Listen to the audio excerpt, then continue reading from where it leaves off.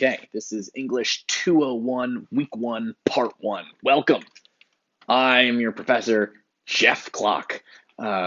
Please notice that my name, Jeff Clock, is not spelled the way you think it would be. My first name is not spelled the way you think it would be, and my last name is not spelled the way you think it would be. This is important because if you want to email me, you're going to have to type sections of my name into the beginning of the email address, and you're not going to get it right if you're not looking at it. So it's Geoffklock, which is ridiculous. My parents are psychopaths, and here I am in their apartment recording this thing. So welcome to English 201, the sequel to English 101. And first of all, if you're here, it means that you successfully passed English 101. So good job on that. Also, not only did you pass English 101, which is an extremely aggravating class that involves a departmental final worth 30% of your grade. We're not doing that this time. Not only did you pass that class, but you passed it during like a sort of BMCC fully online semester, which means it's extra difficult to have even gotten this far. So good job on that.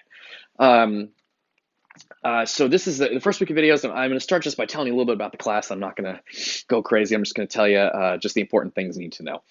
I like to let students know what is really important, and then I like to spend time on what is essential. So let's go over what is essential.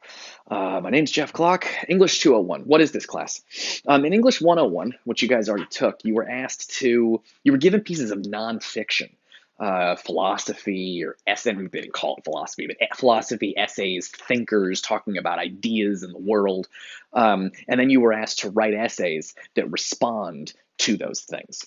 And that was the class. You learned academic writing in that class. This class is sort of like that, actually. English 201, the sequel, except this time, instead of writing about philosophers, you're going to be writing about creative writers. So that's going to be novels and short stories and poems and plays and that kind of thing. So it's a similar kind of concept. The idea is that college students need to practice their writing, and they're going to practice it. And this is the thing about college writing, is most of you guys think about writing as being sort of expressive, meaning writing is there to express your feelings or express your ideas. But in college, writing is a response to something. You read someone else's writing, and then you respond to what they said. Just like in a conversation you were having with a person, the person would say something to you, and you would think about what they said, and then you would say something back to them. So they would be like, oh, man, my friend is being such an asshole. Let me tell you what he did. And you'd listen first to the person tell you the story about how their friend was being a huge asshole. And then at the end of the story, the person would go, do you think that guy was an asshole? Or am I the asshole? And then you would go, well, let me tell you what I think. The following 3 reasons, and you would give him reasons and explain which person you think in this situation is a jerk. Okay, so the way college writing works is just like that. Just like a conversation you would have with a friend of yours.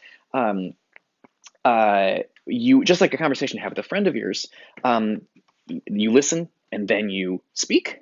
In 101, in English 101 and English 201, you read and then you respond to what you read.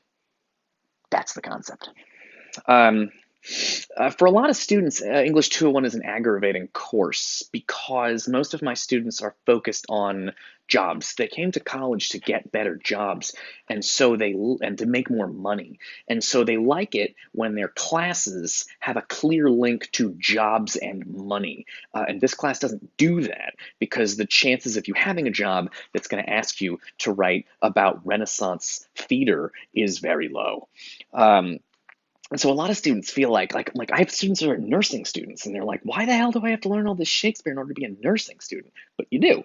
And there's a whole complicated thing there that I could spend an hour talking about, and I'm not going to. But the basic gist of it is that this school CUNY is a liberal arts school, which means the concept of a liberal arts school is it is supposed to sort of create well-rounded human beings who know a little bit about a lot of different things. That's why they make you take these classes in these different categories where you get like a language, and you get a little math, and you get a little science, and you get some literature, and they have different things. That's why they make you take those categories, so they can teach you to be sort of a well-rounded human being. This is different from vocational school, which is when you go to school to be an air conditioner repairman, and all they teach you is how to repair air conditioners, and that's it. You get your little air conditioner repair certificate and get out the door.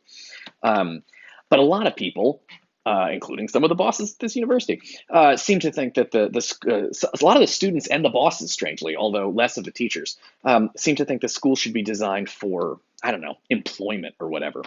Um, so anyway, a lot of students find this a frustrating class, but it exists because knowing about literature and stories and poems and plays and things is good for you. Well, it's not good for you, but it makes you bigger. I'll talk about that later. So reading poems, it expands you. It doesn't make you better, but it makes you bigger. And so that's what the course is. We're going to be spending time with plays. Well, depending on who teaches the class, the professor gets to pick what you're reading. So, but the concept of the course, whoever you take it with, they're going to give you some kind of literature. That's going to be poetry or plays or novels or short stories or whatever. Um, so that's what you're doing here. This class, the way I teach it, um, is pretty simple. Couple of things that students enjoy in here. Number one, I don't make you buy a book. I'm going to give you all of the readings for free. So the students like that. Um, the things I give you, I are not very long. So I'm not giving you a novel. I'm not making you read like a big novel. The things I'm giving you are comparatively. Some students think anything more than a page is too long, but I'm not going to give you a 300-page novel. That's not one of the things that we're doing here. I'm real interested in two writers, Shakespeare and Kafka, and those are the two writers we're going to be spending time with this semester. So you're going to get two Shakespeare plays, and this sort of Kafka story. It's kind of a long story. It's like it's either a long story or a very short novel, but it's not too long. You can read the whole thing out loud in about 2 hours. So we're going to do a Kafka story, and we're going to do two Shakespeare plays, and we're going to do a Shakespeare poem. And we're going to go over those things and sort of discuss them, and that's the course. That's actually like the whole course. You'll write 4 papers. You're going to write a paper about Kafka. You're going to write a paper about that Shakespeare play. You're going to write a paper about the other Shakespeare play, and then you're going to write a 4th paper that's a kind of research paper for me. And those are most of your assignments. The only other assignment that you have, and those are due at the end of February, the end of March, the end of April, and the middle of May. The only other assignment that you have in this class is the discussion boards, which means that after you see videos like this one, you got to go on the discussion board and you got to say something intelligent about what you've seen in the videos or what you've read, which was, of course, the videos are about what you read. And so you just have to go on the discussion board and make some comments. You're going to need to comment more often than once a week is my recommendation to you.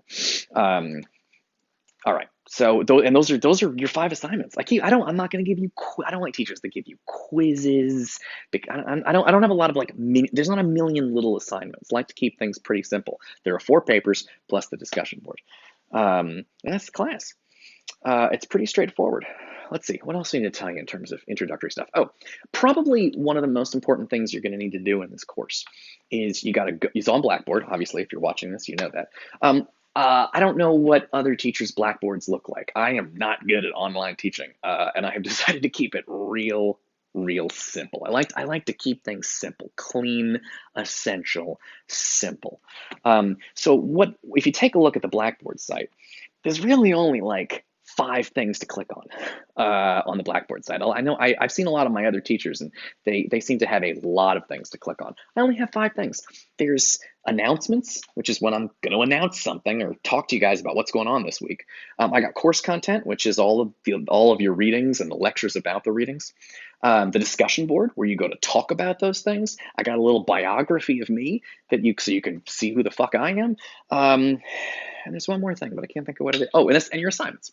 And that's it. I kept it pretty simple. So the crucial thing is make sure you click on all the things and just a couple of times just go through it and make sure you know where everything is and you're used to the site, because you don't want a surprise. You don't want to find out 6 weeks later that you never clicked that button and you didn't even know there was an assignment underneath the word. My students are always like, where are the assignments? And I'm like, they're under the assignments button.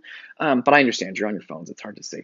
So, but just get used to the Blackboard website and learn where it is. My site's pretty simple. Yeah. And you can email me anytime with questions. Every time you put something on the discussion board, I respond to every single discussion board post personally. So I'm very easy to get a hold of, very easy to talk to. And I'll have office hours on Fridays from 11 to 2 p.m. And you can do like a little Zoom office hours or call me on the phone or something. I don't know. We'll figure it out. Anyway, this is the beginning of this, and I'm going to pick it up in the next video. These videos are structured like on a YouTube playlist. So if you're doing it right, I think the next video should just play automatically. But if it doesn't, there's like a playlist, and we'll go on to the next video. Okay, I'll see you in the next video in 10 seconds.